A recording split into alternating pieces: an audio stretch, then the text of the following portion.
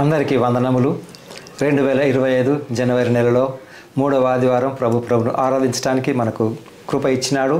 అందును బట్టి ప్రభువుకు వందనాలు చెల్లించుకుంటూ ప్రార్థించుకొని ఆరంభించుకుందాం. ప్రేమ కనికరం కలిగిన ప్రియ పరలోకపు తండ్రి, నేటి అపరిశుద్ధ ఆదివారమును మీరు మాకు ఆచరించటకు ఇచ్చిన కృప కొరకై వందనములు. మా పట్ల చూపిన ప్రేమ కొరకై మీకు వందనములు. మేమందరము ప్రభువా మీ యొక్క నిత్య రాజ్యంలో ఉండాలని మీరు మా కొరకై కల్వరి శిలువలో చేసిన త్యాగమును జ్ఞాపకం చేసుకొని మీకు వందనాలు చెల్లిస్తూ ఉంటున్నాం.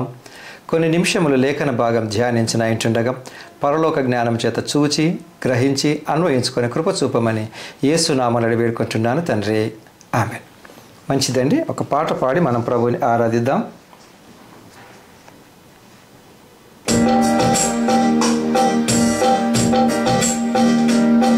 కృపామయుడా నీలోన, కృపామయుడా నీలోన నివసింపజేసినందునా ఇదిగో నా స్తుతుల సింహాసనం నీలో నివసింపజేసినందునా ఇదిగో నా స్తుతుల సింహాసనం కృపామయుడా.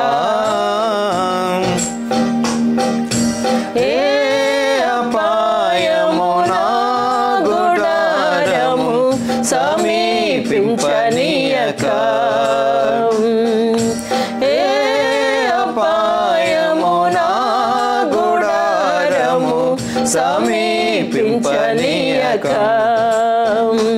నా మార్గములన్నిటిలో నీవే ఆశ్రయమైనందున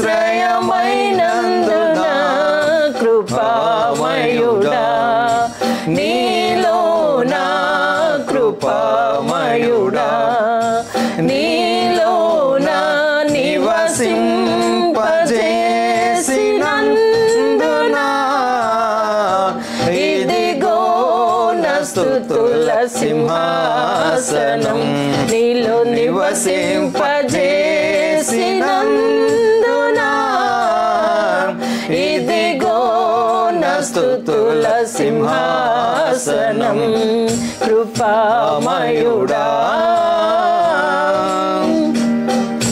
చీకటి నుండి వెలుగులోనికి నన్ను పిలచిన తేజోమయా, చీకటి నుండి వెలుగులోనికి నన్ను పిలచిన తేజోమయా, రాజవంశములో యాజకత్వము చేసేదను, రాజవంశములో యాజకత్వము చేసేదను కృపామయుడా నీలో నా కృపామయుడా నీలో నా నివసింపజేసినందునా ఇదిగో నా స్తుతుల సింహాసనం నీలో నివసింపజేసినందునా ఇదిగో నా స్తుతుల సింహాసనం కృపామయుడా. నీలో నిలచి ఆత్మ ఫలములు ఫలించుట కొరకు, నీలో నిలచి ఆత్మ ఫలములు ఫలించుట కొరకే నా పైన నిండుగా ఆత్మవర్షము కుమ్మరించు, నా పైన నిండుగా ఆత్మవర్షము కుమ్మరించు కృపామయుడా నీలో నా కృపామయుడా నీలో నా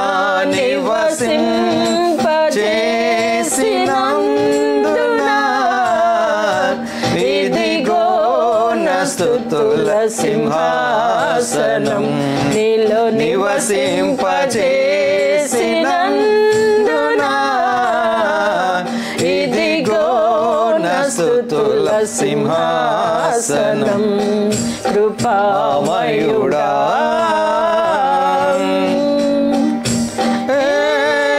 యోగ్యత లేని నాకు జీవ కిరీటమిచ్చుటకు,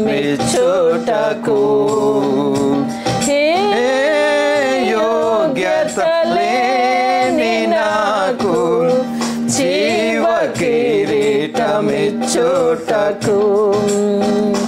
నీ కృప నన్ను వీడక శాశ్వత కృపగా మారెను.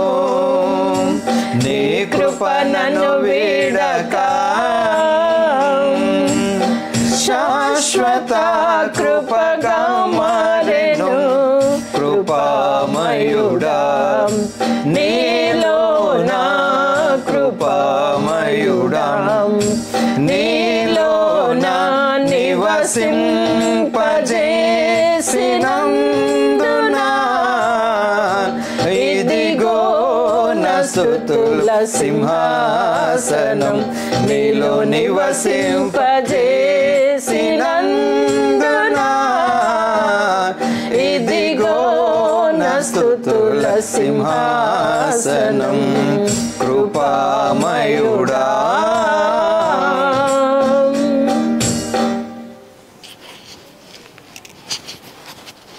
ప్రియులారా, నేటి ఆదివారం మనం ధ్యానించనైనటువంటి అంశము ఒకటే శరీరము ఒకటే బాప్తిస్మం అన్న విషయం మీద మనం ధ్యానించుకుందాం. ఇక్కడ మత్తయి రాసిన సువార్త ఇక్కడ 16వ అధ్యాయంలో కనుక మనం చూసినట్లయితే మత్తయి సువార్త 16:13 నుంచి 20 వరకు. యేసు ఫిలిప్పుదైన కైసర ప్రాంతంలోకి వచ్చి అక్కడ యేసు ప్రభు కైసర ప్రాంతంలోకి వచ్చిన తర్వాత అక్కడ మనుష్య కుమారుడు ఎవరని జనులు చెప్పుకొనుచున్నారని తన శిష్యులను అడిగాడు. ప్రియులారా, యేసు ప్రభు తన శిష్యులను అడిగాడు, అసలు మనుష్య కుమారుడు చూడండి. యేసు ప్రభు అడిగినటువంటి మాటలలో ఆ జ్ఞానం ఉన్న వాళ్ళు మాత్రమే ఆ యొక్క సమాధానం ఇవ్వగలరు. మనుష్య కుమారుడు ఎవరని చెప్పుకొనుచున్నారు అని శిష్యులను అడిగినారు. అంటే యేసు ప్రభువును వాళ్ళు చూశారు బయట ప్రపంచం గురించి కూడా వాళ్ళకి తెలుసు. యేసు ప్రభుకు తెలియదని కాదు, కానీ శిష్యులను పరీక్షించడం కొరకు లేదా శిష్యుల ద్వారా తెలుసుకోవటం కొరకు ఆయన అడిగినాడు, మనుష్య కుమారుడు ఎవరని అనుకుంటున్నారు అన్నప్పుడు వాళ్ళు చెప్పినటువంటి మాట ఏంటంటే, వారు కొందరు బాప్తిజం ఇచ్చి యోహాన్ అనియు, కొద్దిమంది ఏమన్నారు బాప్తిజం ఇచ్చే యోహాన్ అనుకుంటున్నారని, కొందరు ఏలియా అనియు, కొందరు ఇర్మియా అనియు, లేక ప్రవక్తలలో ఒకడని చెప్పుకొనుచున్నారని అనేది. అందుకని మరి మీరైతే నేను ఎవడనని చెప్పుకొనుచున్నారని వారిని అడిగాను. చూడండి, నా గురించి ఏమనుకుంటున్నారు అన్నది డైరెక్ట్గా కాకుండా మనుష్య కుమారుడు ఏమన్నా అక్కడి నుంచే కనుక మనం లెసన్ చదివినట్లయితే ఇప్పటి వరకు యేసు ప్రభు మనుష్య కుమారుడు ఏమండి మనుషుల పాపముల నిమిత్తమై పరిహారం ఇవన్నీ కూడా చెప్పుకుంటూ వచ్చిన తర్వాత వీళ్ళని అడిగినాడు, నాతో మీకు కొంత సహవాసం ఉంది కదా, అసలు నా గురించి మీరేమనుకుంటున్నారు? సరే వాళ్ళని పక్క పెడదాం. వాళ్ళు ఒక ఆయన బాప్తిజం ఇచ్చి యోహాన్ అన్నారు, ఒక ఆయన ఏలియా అన్నారు, ఒక ఆయన ఇర్మియా అన్నారు, మరి మీరు నా గురించి ఏమనుకుంటున్నారు అడిగినప్పుడు అందులో సీమోను సమాధానం ఇచ్చినాడండి. అందుకు ఆయన పేతురు, నీవు సజీవుడవగు దేవుని కుమారుడవైన క్రీస్తు అని చెప్పాను. అదండి, సజీవుడవైన దేవుని కుమారుడు అంటే అసలు నీవే మా పాపముల నిమిత్తమై వచ్చినటువంటి రక్షకుడు అని పేతురు చెప్తాడండి. అంటే దేవుడు ఒక్కడే, తర్వాత ఈ క్రీస్తుని అంగీకరించడం ద్వారా బాప్టిజం ద్వారా దీన్ని పొందుకోవటం కొరకు అదన్నమాట. దేవుడు ఒక్కడే, మనుష్య కుమారుడు ఒక్కడే, రక్షకుడు ఒక్కడే, ఈయన ద్వారానే మనకు రక్షణ అన్నది ఆయన చెప్తా ఉంటుంటాడు. అందుకు యేసు, సీమోను బర్యోన నీవు ధన్యుడవు, పరలోకమందున నా తండ్రి ఈ సంగతి నీకు బయలుపరిచితేనే కానీ నరులు నీకు బయలుపరచలేరు. మరియు నీవు పేతురువు, ఈ బండ మీద నా సంఘమును కట్టుదును అని చెప్పి యేసు ప్రభు ఆయనకు చెప్తాడు. ప్రియులారా, దేవుడు ఒక్కడే, బాప్టిజం ఒక్కడే. యేసు ప్రభు కూడా బాప్టిజం తీసుకున్నాడు. అయితే ఈ విషయంలో ఈరోజు నీవు నేను యేసు ప్రభు గురించినటువంటి ఉన్న అవగాహన ఏంటి, ఆయన గురించినటువంటి నీ తలంపులు ఏంటివి అన్నది మనకు కావాలి. అయితే నేను దేవుడు ఒక్కనే నమ్ముతున్నాను, బాప్టిజం ఒక్కటే నమ్ముతా ఉన్నాను ఆయన యందు నిత్య జీవం ఉందని నమ్ముతుంటున్నాను, ఒక్క రొట్టెలో పాలు పంచుకుంటున్నాను అన్నప్పుడు కొన్ని విషయములు ఆ దేవుడి గురించి నేను తెలుసుకోవాల్సినటువంటి అవసరత కూడా ఉన్నది అని నేను జ్ఞాపకం చేసుకోవాలి. అవి ఏంటి అని కనుక మనం చూసినట్లయితే ఆమోసు గ్రంథము 9వ అధ్యాయం 5వ వచనము నుండి,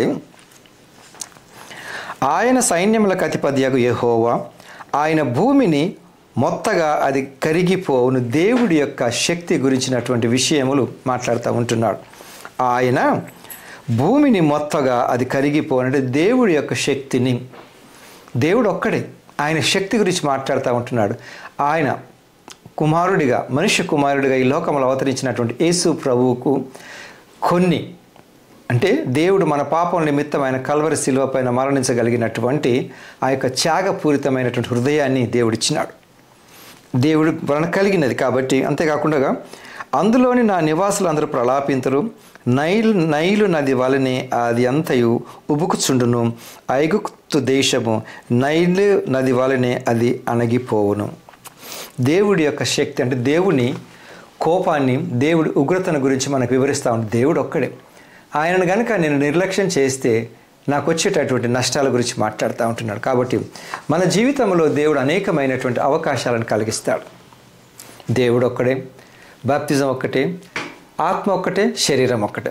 శరీరం ఒక్కటే అనే ప్రస్తావన కూడా ఎందుకు వచ్చిందండి? వన్ బాడీ అంటే ఈ నా శరీరాన్ని విడిచిపెట్టి నా ఆత్మ వెళ్ళిపోయిన తర్వాత తిరిగి నా శరీరంలో జీవం ఉండదు. కాబట్టి నా ఆత్మ నా శరీరంలో ఉన్నంత కాలం నేను తీసుకోవాల్సినటువంటి నిర్ణయాలు, నేను తీసుకుంటున్నటువంటి అంటే ఏంటి డిసిజన్స్, నేను ప్రవర్తిస్తున్నటువంటి విధానం పైన నా భవిష్యత్తు అంటే నిత్య రాజ్యం ఆధారపడి ఉంటుంది. ఈ లోకంలో కూడా నేను పెంచుకునేటటువంటి నా రిలేషన్షిప్స్ని బట్టి నా లైఫ్ ఉంటుంటుంది. అందుకని ఇక్కడ పౌలు గారు మనకు కొన్ని విషయాలు మనకు జ్ఞాపకం చేస్తూ ఉంటున్నాడు. ఎఫెసీ పత్రిక 4వ అధ్యాయం. కాబట్టి ఇది ఉండవలసిన విధానం, జీవన విధానంలో నేను తెచ్చుకోవాల్సినటువంటి కొన్ని మార్పులు.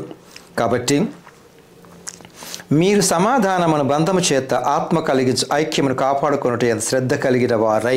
ఇది ఆత్మ ఒక్కటే, శరీరం ఒక్కటే, రక్షకుడు ఒక్కడే, దేవుడు ఒక్కడే, బ్యాప్తిజం ఒక్కటే. కాబట్టి ఇక్కడ సమాధానమును బంధము చేత మనము పరిశుద్ధ ఆదివారంలోనే ఆఫ్కోర్స్ మరికొన్ని దినములలో ఒక్క రక్తము ఒక్క శరీరంలో పాలు పంచుకుంటూ ఉంటుంటాం.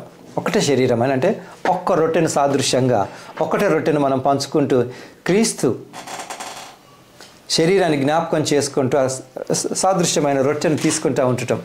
నా పాపముల నిమిత్తమై పరిహారార్థ బలిగా కల్వరి శిలువ పైనటువంటి విడిచినటువంటి ఆ రొట్టెను.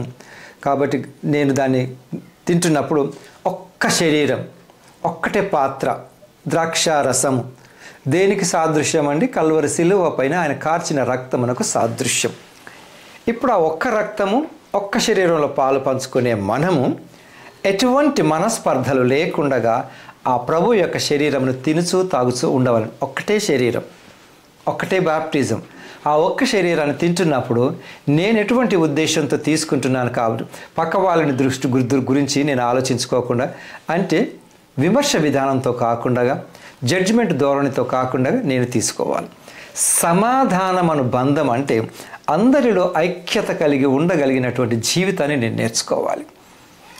చూడండి, మనం అందరం చెప్పుకుంటుండవచ్చును, ఒకే రక్షకుని మనం ఆరాధిస్తుండవచ్చును, ఒకే దేవునికి మనం స్తుతులు చర్పిస్తూ ఉంటుండవచ్చును, ఆరాధిస్తాం. బట్ సమాధానం అనే బంధము కనుక లేని ఎడలో నా యొక్క జీవితంలో ఆ యొక్క ఒక్కటే రొట్టె ఒక్కటే శరీరం అన్నటువంటి ఆ యొక్క ముఖ్య సూత్రం ఏదైతే ఉంటుందో అది నాలో కనపడకపోవచ్చు.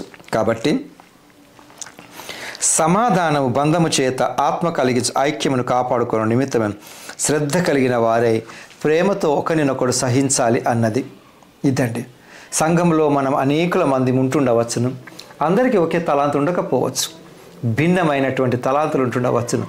కొద్ది మంది సంఘంలోనికి వెళ్ళినప్పుడు ఆ ఒక్క దేవుని నేను ఆరాధిస్తుంటున్నప్పుడు ఏక మనస్సుతో మనం అందరం దేవుని ఆరాధించాలి. ఇక్కడ నా స్వార్థంతో నేను నా ఇష్టం వచ్చిన ధోరణిలో నేను దేవుని ఆరాధిస్తాను అని అనుకుంటున్నప్పుడు ఈ సమాధాన బంధం ఐక్యం నాలో ఉండకపోవచ్చండి. కాబట్టి మనం కలిసి పాటలు పాడుతూ ఉంటుంటాము, దేవుని ఆరాధిస్తూ ఉంటుంటాము. అదే రకంగా కోయర్ వాళ్ళు కొద్దిమంది ప్రాక్టీస్ చేస్తూ ఉంటుంటారు. వాళ్ళందరూ కూడా అది దాన్ని ఏం చేస్తూ ఉంటారు, ఒకే మెలోడీతో పాడటం కొరకు ప్రాక్టీస్ చేస్తూ ఉంటుంటారు. ఇక్కడ దాన్ని కాపాడుకున్నట్టు ఒకరినొకరు సహించాలి అన్నది దేవుడి యొక్క వాక్యం అండి. ఇది ఎక్కడి నుంచి వచ్చిందండి? ఒక్కటే శరీరము, ఒక్కటే బాప్తిస్మం. ఏ శరీరం అయితే ప్రజలందరి కొరకు నలగగొట్టబడిందో ఆ శరీరం, యేసు ప్రభు యొక్క శరీరాన్ని నేను విశ్వసిస్తుంటున్నాను కదా. కాబట్టి ఆ యేసు ప్రభు సహించిన విధముగా ఒకరినొకరు సహించటము అంటే, చూడండి, ఒక వ్యక్తికి చెడు వ్యసనాలు ఉంటున్నప్పుడు దాన్ని సహించటం గురించి కాదు ఇక్కడ మాట్లాడుతుంది. చెడు వ్యసనాలు అంటే మేబీ ఒక వ్యక్తి దేనికైనా చెడు అలవాట్లకు వ్యసనాక్రాంతులుగా మారబడినప్పుడు ఆ వ్యక్తిని నేను సహించుకుంటూ ఏం కాదని సహించమన్నాడు కదా, ఆ వ్యక్తి అలాగే ఉంటాడని కాదు, కానీ ఒకరినొకరు హెచ్చరించుకుంటూ ఒకరినొకరి జీవితంలో కావాల్సినటువంటి విధంగా నేను ఉండాలి అన్నది ఇక్కడ పాయింట్. అంతేకాకుండా మీరు పిలువబడిన పిలుపునకు తగినట్లుగా దీర్ఘశాంతముతో కూడిన సంపూర్ణ వినయంతోనూ సాత్వికములతోనూ నడుచుకొనవలనని ప్రభువును బట్టి ఖైదీనని నేను మిమ్మల్ని ప్రతిమాలుకోవచ్చు. ఇక్కడ అసలు మీరు ఎందుకు పిలువబడ్డారు? ఇక్కడ మత్తయి సువార్తలో మనం ఇందాక చదువుకున్నట్లు పేతురు గారితో యేసుప్రభు ఏమన్నాడు? పేతురుతో యేసుప్రభు ఏమన్నాడంటే మనం ఇందాక చదువుకున్నాం కదండి, పరలోకపు యొక్కయు భూలోకం వైపు తాళపు చేతులు నీకు ఇస్తానని అన్నాడు కదా. మత్తయి సువార్త 16వ అధ్యాయంలో మనం ఇక్కడ చూసినట్లయితే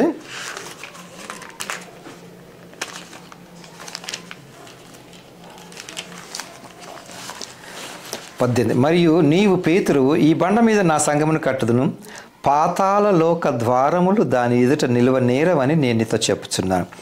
పరలోక రాజ్యం యొక్క తాళపు చెవులు నీకిచ్చేదనను.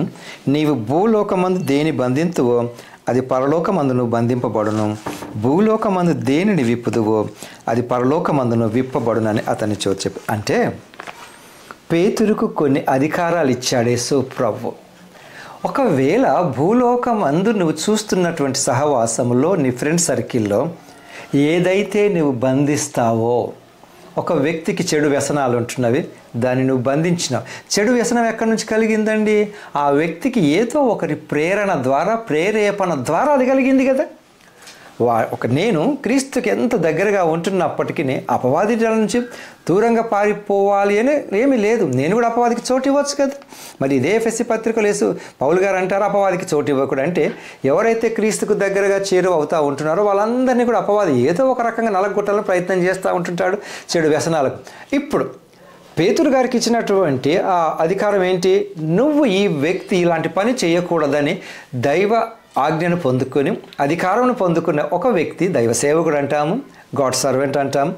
వీరు ఏదైతే భూలోకంలో ఇది కలగకుండానుగా కానీ ఇష్టపూర్వకంగా ఏమండి నీతి యథార్థతతో సమాధానంతో ఏదైతే చెప్తాడో పరలోకమందు ఆ వ్యక్తి జీవితంలో అది జరగకుండా కూడా ఆపుతాడు అని దాని మీనింగ్ అని చెప్పి అభిప్రాయాలు. అంటే ఏంటి? అందుకే మనకు సహవాసం అవసరం. సహవాసం లేకుండా ఎవరము ఉండలేము. అంతేకాకుండా ఈ వ్యక్తి కష్టపడుతున్నాడు, ఇది పరలోకం నుంచి ఇతనికి అనుగ్రహించమని భూమి మీద చేసే ప్రార్థనలకు ప్రతిఫలం పరలోకం నుంచి మనం పొందుకుంటాం. అంతే. దాని గురించి ఏమంటున్నాడు? అందుకే నువ్వు సాత్వికంతో నడుచుకునవలనని.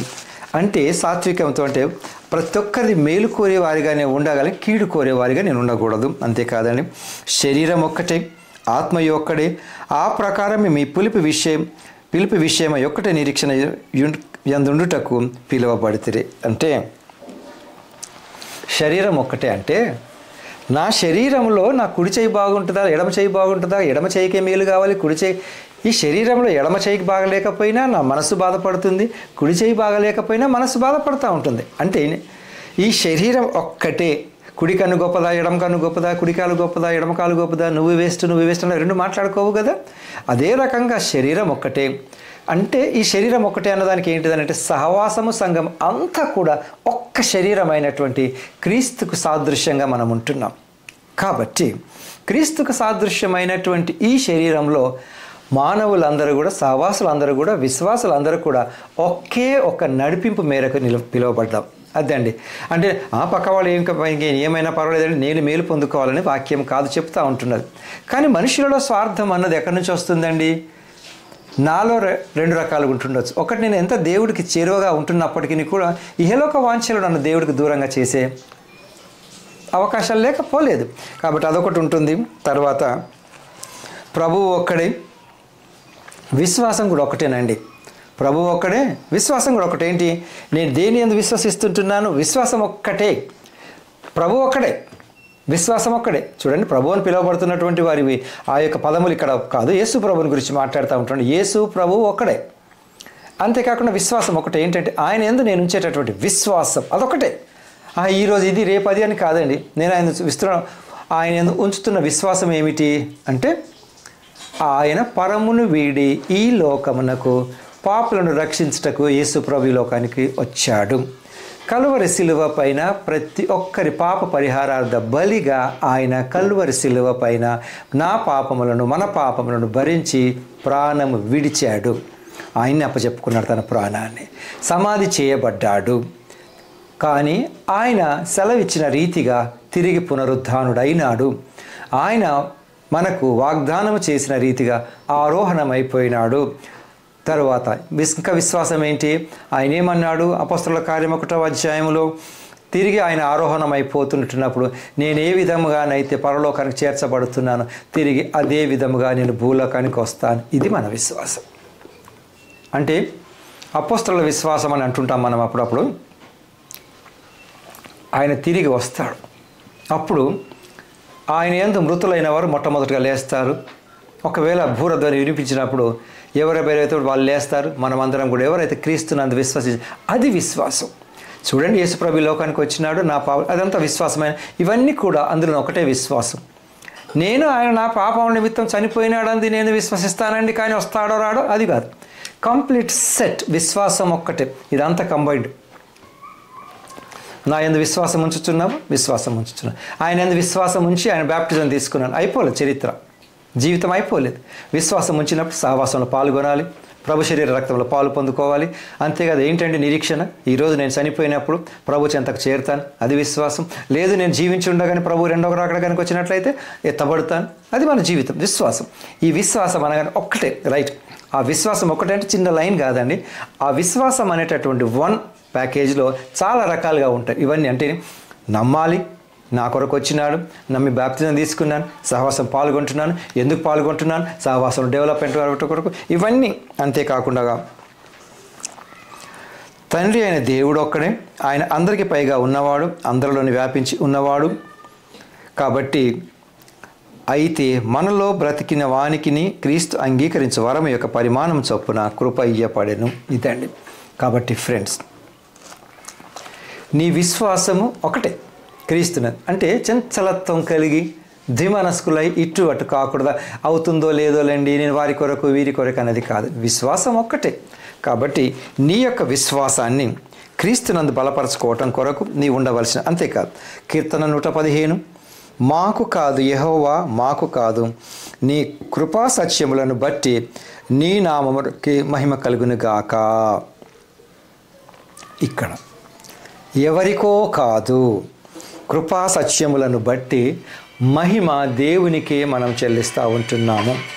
మహిమ మనము దేవుని కొరకే చెల్లిస్తూ ఉంటున్నాం. ఎందుకు అనంటే, ఎవరికో గనక మనం చెల్లించినట్లయితే ఆ యొక్క మహిమ దేవుని నుండి వాళ్ళు దొంగిలిల వారవుతూ ఉంటుంటారు. దేవునికే ఇస్తాం మనం మహిమ, ఎవరికో కాదు. పైగా అటు ఇటు కాకుండా ఉండటం కొరకు దేవుడికి మాత్రమే మనం మహిమ చెల్లించాలి. లేదండి ఈరోజు నేను దేవుడికి చెల్లిస్తాను, రేపు పలానా వ్యక్తికి చెల్లిస్తాను, పలానా వ్యక్తికి దేవుడు ఒక్కడే. కాబట్టి నీవు ఎవరికి ఈ యొక్క విశ్వాసం ద్వారా కృపను, ఆయనకు మహిమను చెల్లిస్తూ ఉంటాం. నన్ను ఈ లోకం ప్రశ్నిస్తూ వస్తుంటాం, వారు దేవుడేడి అని అన్యజనులు చెప్పుకొందురేమో, వాళ్ళేరి వీలేరే. మా దేవుడు ఆకాశమందున్నాడు, ఇచ్చ వచ్చినట్లుగా సమస్తమును ఆయన చేయుచున్నాడు. కాబట్టి నేను ఇక్కడే చెప్పేది ఏంటంటే, నన్ను చాలామంది అడగొచ్చండి, మీ దేవుడేడి, మీ దేవుడేడి, కనపడటండి అడిగినప్పుడు నా రిప్లై, ధైర్యమైన రిప్లై, సమాధానం ఏమని ఉండాలి అంటే, నా దేవుడు ఆకాశం అందున్నాడు, అంతే. ఆత్మయ్య ఉన్నాడు. నేను ఆరాధించేటటువంటి దేవుడు ఆత్మస్వరూపి, ఆయనకు శరీరం లేదు, ఆత్మ లోకమంతా వ్యాపించుంటుంది. ఎక్కడున్నాడండి? పరలోకం అందున్నాడు. ఆత్మ అన్ని చోట్ల ఉంటుంది. పర్టికులర్గా ఆయన ఒకే స్థావరానికి చెందిన వ్యక్తి కాడు. ప్రభు అయిన యేసుక్రీస్తు మానవుడిగా ఈ లోకానికి వచ్చాడు, అనుమానం లేదు, చరిత్ర చూపిస్తుంది. నా పాపం నిమిత్తం కల్వరి శిలువపైన ప్రాణం పెట్టినాడు, నో డౌట్. ఆయన పరలోకం దిగి వచ్చి మానవుడిగా ఈ లోకంలో మనుషుల పాపం నిమిత్తం బలిగా అయిపోయినాడు, అంతే. కాబట్టి ఇప్పుడు ఆ దేవుని ఆత్మ అయినటువంటి దేవుని నువ్వు ఆరాధిస్తూ ఉంటున్నావు కనుక నువ్వు ఆరాధించేటటువంటి దేవుడు ఒక్కడే, ఆత్మ ఒక్కటే. ఆయన విశ్వసించిన వారు తప్పకుండా ఆయన రాకడ కొరకు ఎదురు చూస్తూ సంఘములో సహవాసములో మీకు ఇవ్వబడినటువంటి కృప బహుమానం చొప్పున ఐక్యంగా ఉంటూ శాంతి సమాధానములు కలిగి జీవించే కృప దేవుడు మనకు దయచేయాలి. అంతేకాదండి, ఇందులో ఐక్యత కలిగి జీవించే కృప దేవుడు మనకు దయచేయనట్లు ప్రార్థించుకుందాం. ప్రేమ కనికరం కలిగిన ప్రియ పరలోకపు తండ్రి, ఇంతవరకు మీరు మాతో మాట్లాడినవి తీరును బట్టి విధమును బట్టి మీకు వందనాలు చెల్లించుకుంటూ రానున్న దినములలో కూడా ఐక్యత కలిగి జీవించే కృప మాకు దయచేయమని యేసు నామములో వేడుకుంటున్నాను తండ్రి, ఆమెన్. తిరిగి కలుసుకొని పర్యంతము ప్రభు కృప మనకు తోడైండును గాక, ఆమెన్.